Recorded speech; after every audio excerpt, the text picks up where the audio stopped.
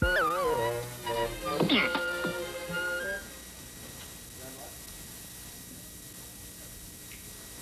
United Airlines 727 jet carrying 88 persons exploded and broke in half tonight when it crash landed at Salt Lake Municipal Airport.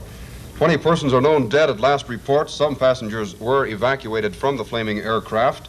The plane was en route from New York City to San Francisco with 4 intermediate stops. It just left Denver on landing in Salt Lake. Firemen battling the blaze said the craft contained many bodies, but at least 8 survivors were evacuated from the tail section. And Paul James was there moments after the crash, and here now is his filmed report. Paul? Well, Dick, it was a terrible scene out there at the Salt Lake Airport tonight. As soon as we got word that the plane was down, we were out there within moments. And we were out there for about 10 minutes, and we saw them bring 3 passengers off the tail section of the plane. They were the only survivors that I saw brought off from the plane. One of them, the first one they brought out, was a young, what appeared to be a young stewardess. Her face was burned black, and you could see the skin peeling off the side of her face. Another man came out, his shirt was burned right off from his back, and there was the acrid smell around the plane of flesh burning. I'm sure that most of the passengers in the front section of the plane had no chance whatsoever. As I say, the plane carried about 88 passengers, and we saw very few coming off the plane.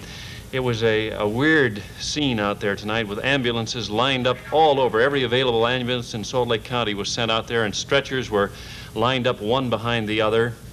Firemen fighting desperately to get the blaze out in the front section of the plane so that they could get in there. They did get into the tail section, but by the time they got the flames out in the front section of the airplane there, you can see the cockpit of the plane burning. There was just no chance for anyone inside there. If the fire hadn't gotten to them, the smoke certainly would have. But it was just a gruesome scene. You couldn't begin to comprehend all that was going on out there and the tragedy that I just saw there at the airport. You might mention, Paul, this is the 3rd 727 to have crashed since Boeing started production of this sleek new aircraft. The 2nd crash within a week, and Monday an American Airlines Boeing 727 crashed near Cincinnati, Ohio, killing 58 persons. We do have reporters at the scene still, and we'll have more reports throughout this evening, and of course, again, a complete report on the Channel 5 Total News tonight at 10.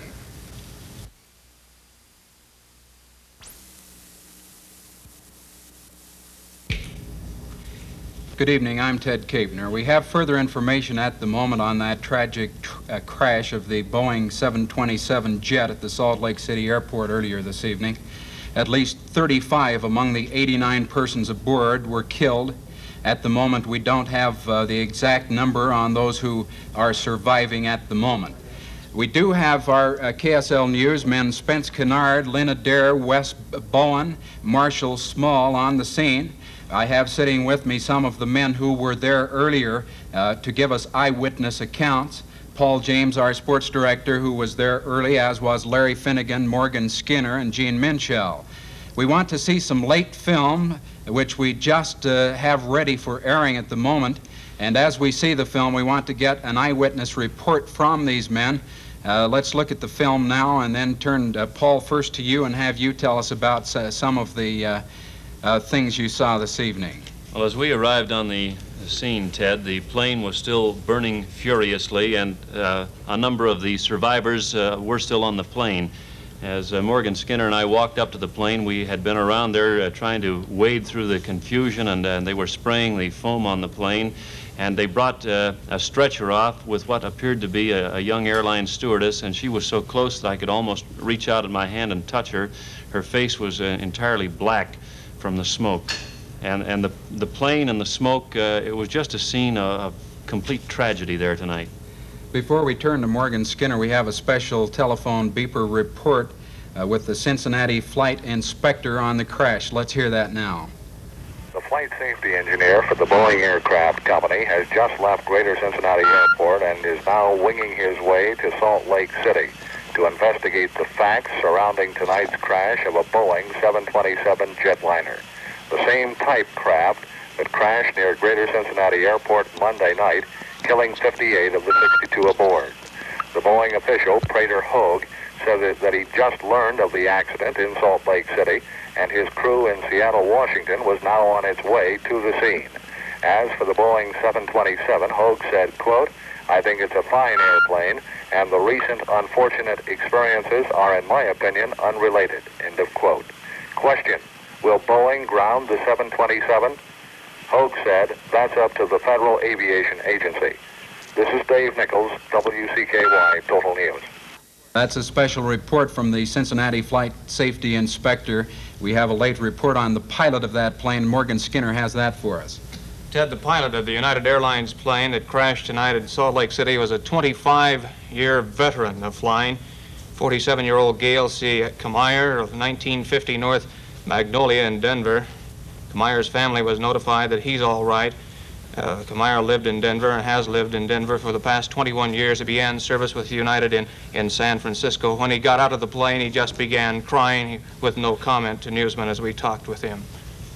Thank you, Morgan. Let's turn then now to Larry Finnegan. Larry, these films were taken as you were on the scene. How did you see the crash? Ted, it was nothing but tragedy. Everywhere you looked, there was wreckage of the plane scattered all over. The wings were broken off. Parts of the engine were laying to one side. Unfortunately, and this is the case in most tragedies, the whole scene was chaotic. The whole scene was chaotic. People were curious people trying to get to the scene to see the crash. They were hampering all efforts of rescue teams trying to remove the injured and the dead victims from the plane. It was nothing but chaos, a real tragedy. Gene, you have some figures. We said early that there are approximately 35 people dead, and we don't know if the rest are all surviving. You have some figures from the hospitals. Yes, we know at this point at least 44 have survived the crash. Currently there are 19 at the LDS Hospital, 15 at St. Mark's, 5 in Holy Cross Hospital, 2 at the Veterans Administration's Hospital, and 3 at the University Medical Center. That brings a total of 44. There were 88 on the plane, so we know there are at least 44 survivors in this crash tonight. As we mentioned, we have newsmen at all of the hospitals, and we will be reporting from those hospitals, the LDS, the Veterans, the University Hospital, St. Mark's, all of the ones where survivors are being taken, and we'll get that to you as quickly as possible. This was United Flight 227, which originated in New York, stopped in Chicago and Denver, and was bound for San Francisco. Paul, you had an on-the-scene, an on-the-spot witness visit with you earlier. Norm Nelson, who is one of our cameramen here at KSL, and this is by a quirk of circumstance, had a brand new radio put in his car, and he went out to the airport tonight to monitor the plane to see if he couldn't pick up the radio communication on his new radio. And as he sat watching in horror, he said he saw the plane come down, and it appeared that it was coming in much too steep for a landing. He knew something was wrong. As it hit the runway, it appeared as though the landing gear ruptured the fuel tanks, and the plane just exploded, cartwheeled around, and against the flaming fuel of the plane, he could see people trying to scramble out the side of the plane. Just one other observation: after they got the fire out in the main upper part of the plane, a fireman went up there, and when he came back, I said, "Could you tell me what you saw?" And he said, "I'd rather not." And I said, "Were there bodies there?" And he said, "There were many bodies, and they were just charred skeletons." At the moment, we do not have a list of survivors nor a list of the fatalities on that flight. As we get them, we will make them available to you. We do know, of course, that some of those who were killed, as well as some of those who survived, are Salt Lake City and Utah area residents. We also will have a description, perhaps on the 10 o'clock total news period here on Channel 5, from that eyewitness account, as Paul James has just told you. And till that time, 10 o'clock, or until we get further information, this is Ted Kapner for KSL News. We now rejoin our regularly scheduled CBS television network program.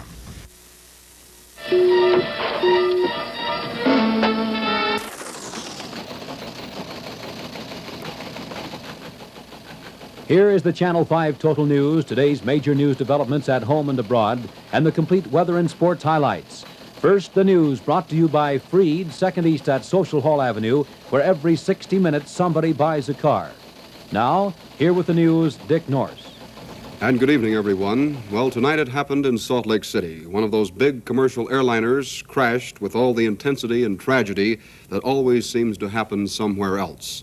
Tonight at 5:50, a United Airlines 727 jetliner, as it came in for a landing, crashed upon impact and skidded to a stop in a fiery heap.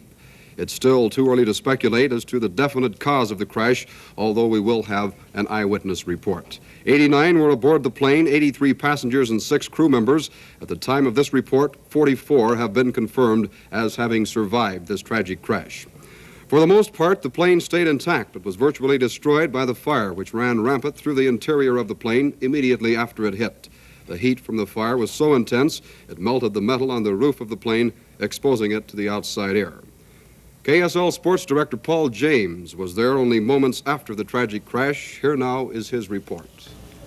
Dick, we have an eyewitness report to that plane crash tonight. By some strange quirk of fate, Norm Nelson here had a new VHF radio put in his car, and tonight he decided to drive out to the Salt Lake Airport, park next to the runway, and monitor the airplanes, pick up the communications as they came in. Norm, can you tell us what you saw at about 5:45 tonight? Paul, the first indication I had that there was a 727 landing was that I heard on departure control was vectoring an Electra that had just taken off, and he told him he was vectoring him around the 727, which was on final approach, and the pilot who was flying the plane was on visual flight rules at that time. And I looked up out of my car and I could see the plane coming out to my right. You could see his navigation lights. There were no flames at that time. And the thing that struck me odd as I saw the plane was that its rate of descent was extremely steep. It was coming down like this, whereas normally they make a much more shallow rate of descent. And as he started his flare at the bottom of his descent prior to landing, it looked like perhaps he might have started his flare too late because the plane simply continued right into the ground. And upon contact with the ground, I could hear the crash. I was about a mile away, and there were flames. The fuel tanks and the wings undoubtedly had been ruptured, and it shot down the runway and finally came to a stop, probably about 800 or 900 yards further on. Then the flames really broke out, and I could see the people leaping out of the aircraft silhouetted against the flames. It was quite a sight, one that I never want to see again. It's certainly one that I never want to see again. As we arrived on the scene tonight, the plane was still burning furiously, and I would speculate that most of the victims in the plane tonight were overcome by smoke. As Morgan Skinner and I arrived there at the side, right here at this very spot of the United Airlines plane, the ambulance crews began hollering to make way to get some stretchers in there. And I watched as it appeared a pretty young stewardess, her face completely black with smoke and her face burned, was hauled by me on a stretcher. Another man who appeared to be Oriental, completely burned, was brought out on a stretcher. And then a third man with his shirt burned right off his back was brought by me. Those are 3 victims, the last 3 out of the plane. It appeared that most of the casualties were in the front of the plane. I talked to one fireman after. He said they were still strapped in their seats and they were just charred skeletons. Dick? A crew of nearly a dozen KSL newsmen went into action immediately after news of this tragic crash was flashed by local police agencies. A camera team was among the first to reach the scene of the wreckage as it lay blazing midway down the long jet runway at the Salt Lake Municipal Airport. Another crew was dispatched to local hospitals to supply KSL News Central with as much information as possible as soon as it was made available. One of the hospital teams included Wes Bowen, and he talked with one of the survivors of the crash. I'm talking with Mr. Fred Sorensen, is it? Yes. From Salt Lake City. Mr. Sorensen, you were on the plane which crashed tonight. What part of the plane were you in? I was sitting over the left, or right over the wing on the left side of the aircraft. And when were you first aware that something might be wrong? Well, as soon as we touched down. We hit hard. We touched down harder than I had normally experienced. I've flown quite a bit. And it was immediately after this that there was a flame in the right rear section over my right rear shoulder. You were aware of that at that time? Right, shortly after we touched down, and then it seemed like one of the landing gear collapsed, probably the left one, because we went, as near as I can recollect, to the left. Mm-hmm. Was there any panic in the aircraft? Well, I'm sure there was. The lights went out shortly, and there was so much smoke that we couldn't see anyone. You could just hear, of course. And, I'm sure there was... Hear screaming? Yes, there was a lot of panic. Mm-hmm. How far were you from the emergency exit? I was the seat behind. Did you have difficulty getting there? Well, it threw me up into the seat back, or the back of the seat there, and from there I could reach the emergency exit handle, which I did, but the door wouldn't go. Evidently someone closer to it pushed the door out. Mm-hmm. And next thing I remember, I was out on the wing, and then I rolled off of the wing and down onto the ground and away from the aircraft. And there were several other people around, and some badly injured. And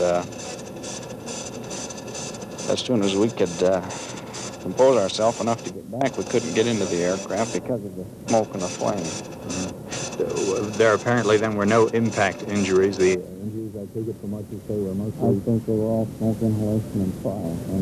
I think so. I don't think I don't believe anyone was seriously hurt on the impact. because the aircraft stayed upright, and except for to the left like it was, and for the fire, structurally I think it was all right. Did you have any idea what the fire proceeded from? Any theories about that? I couldn't even surmise, and it spread rapidly, of course, and into the cabin. And by the time we got a few that we could that were badly burned and injured that were laying close to the aircraft, we drug those away from the aircraft. And by the time we got back up there, there wasn't much we could do. We couldn't get into the aircraft. Mr. Sorensen, you're from Salt Lake City, aren't you? And we ordinarily meet over the telephone on a radio program. This is not the best way to renew acquaintance. I'm thankful to be able to talk to you, though, Wes. Well, we're thankful, too, Mr. Sorensen. Thank you for spending a few moments with us. You're welcome. A tragedy, the worst in Salt Lake City, the worst in Utah for a long, long time. We'll be back with more details and a complete list of the plane's passenger and crew, the names of those who survived this tragic ordeal tonight at 10:35. We hope you'll join us then. And I'll be back with more news happenings of the day after this message from Freeds.